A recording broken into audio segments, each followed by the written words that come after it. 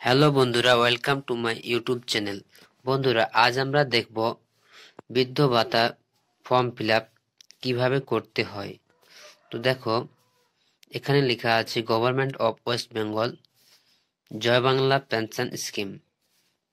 এটা হচ্ছে বৃদ্ধ ভাতা পেনশনের ফর্ম। দেখো,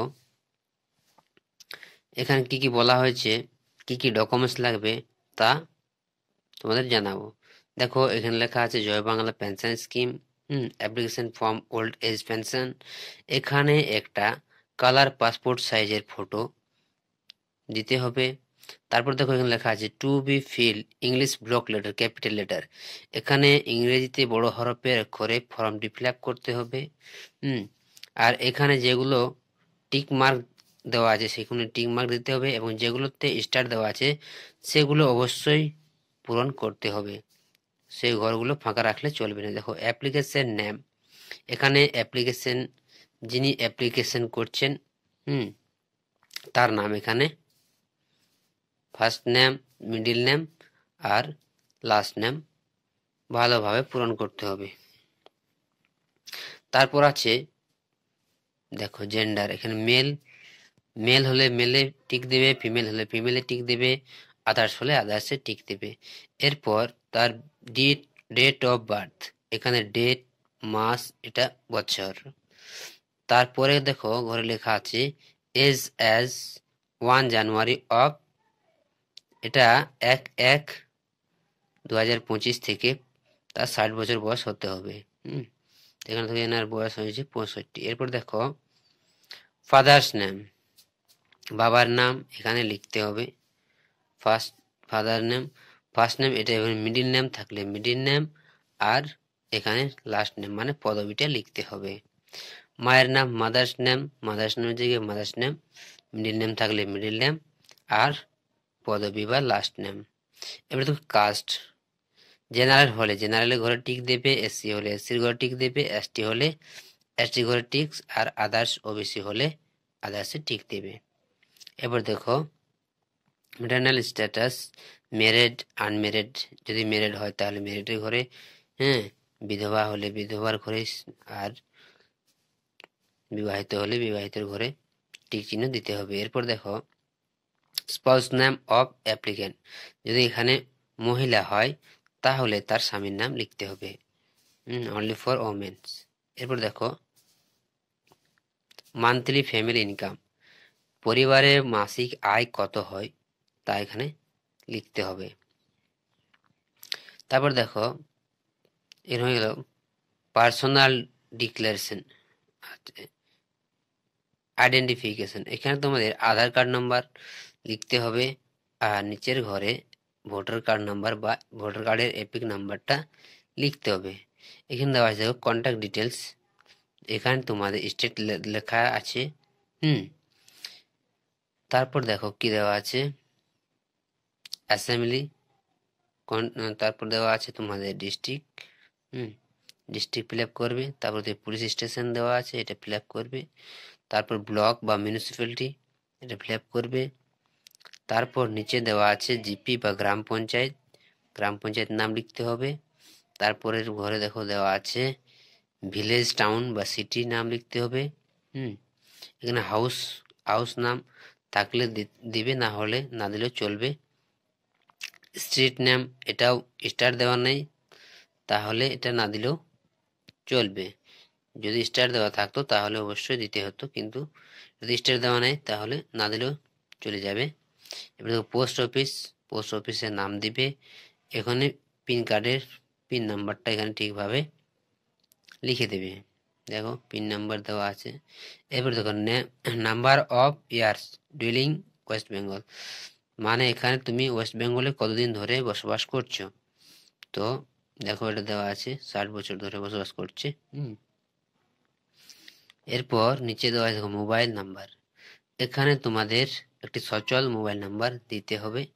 তারপর ইমেল আইডি থাকলে দিবে, না থাকলে দেওয়ার কোনো প্রয়োজন নেই। তারপর দেখো ব্যাংক ডিটেলস দেওয়া আছে, এখানে দেখো ব্যাংক নেম, ব্যাংকের নামটা সঠিকভাবে পূরণ করবে। তারপর দেওয়া আছে ব্যাংক ব্রাঞ্চ নাম, এখানে ব্যাংকের কোন শাখায় ব্যাংক খাতাটি খোলা আছে তার নাম লিখতে হবে। তারপর ব্যাংক অ্যাকাউন্ট নম্বর, এখানে অ্যাকাউন্ট নম্বরটা সঠিকভাবে ফিল আপ করতে হবে। তারপর আইএফএসসি কোডটা এখানে ভালোভাবে লিখে দেবে। এবার দেখো এখানে দেওয়া আছে কি কি ডকুমেন্টস এটার সাথে দিলেন বা সেগুলো এখানে টিক দিতে হবে। তো দেখো পাসপোর্ট সাইজের ফটো দিতে হবে, তাহলে এখানে আমরা টিক দেব। কপি অফ আধার কার্ডের জেরক্স দিতে হবে, তাহলে এখানে ওটা টিক দেব। Copy of EPIC number, voter কার্ডের নাম্বার, তাহলে এটাও টিক দেব। কপি অফ কাস্ট সার্টিফিকেট দিতে হলে এখানে টিক দেব। Copy of residential certificate, self declaration, এটা থাকলে দিবে। কপি অফ ইনকাম সার্টিফিকেটের কপি জেরক্স না, পঞ্চায়েত থেকে ইনকাম সার্টিফিকেট দিতে হবে। তারপর কি আছে, কপি অফ ফার্স্ট পেজ, ব্যাংকের বইয়ের প্রথম পাতাটি জেরক্স দিতে হবে। আর আদার্স থাকলে আদার্সটা না দিলেও চলবে। এবারে এখানে দেওয়া আছে সেলফ ডিক্লারেশন। এটা ভালোভাবে পড়বে। এটাতে কি লেখা আছে দেখো, যদি কোনো সেন্ট্রাল গভর্নমেন্ট থেকে বা স্টেট গভর্নমেন্ট থেকে যদি কোনো ভাতা বা পেনশন পেয়ে থাকে, তাহলে কি পেনশন পায় সেটাতে এখানে টিক দিতে হবে। যদি না পেয়ে থাকে তাহলে কোনো না, এখানে সিগনেচার করতে হবে। এখানে যেদিন ফর্মটা জমা করবে দুয়ারে সরকারে, সেই ডেটটা দিতে হবে। এখানে দেখো দেওয়া আছে অ্যাকনোলেজমেন্ট, এটা কিন্তু অফিসের ওই দুয়ারে সরকারের লোকেরাই ফিল আপ করবে। এটা ফিল আপ করার প্রয়োজন হবে না, এটা অফিস ইউজ অনলি হবে। এখানে সিগনেচার করবে, দেখো signature of receiving others officer, receiving officer, তারাই এখানে ফিল আপটা করবে এবং সিগনেচারটা করে দেবে। এরপর দেখো এখানে আর একটা দেওয়া আছে ফর অফিস ইউজ অনলি, এটাও কিন্তু অফিসাররা ফিল আপ করবে, এটাও আপনাদের ফিল আপ করার প্রয়োজন হবে না। সিগনেচার তারাই করবে।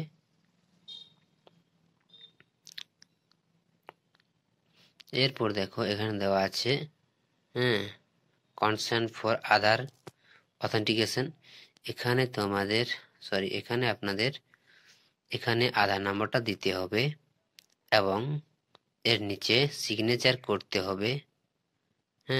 তার নিচে দেখো নেম অফ অ্যাপ্লিক্যান্ট, এখানে বড় অক্ষরের নামটা লিখতে হবে।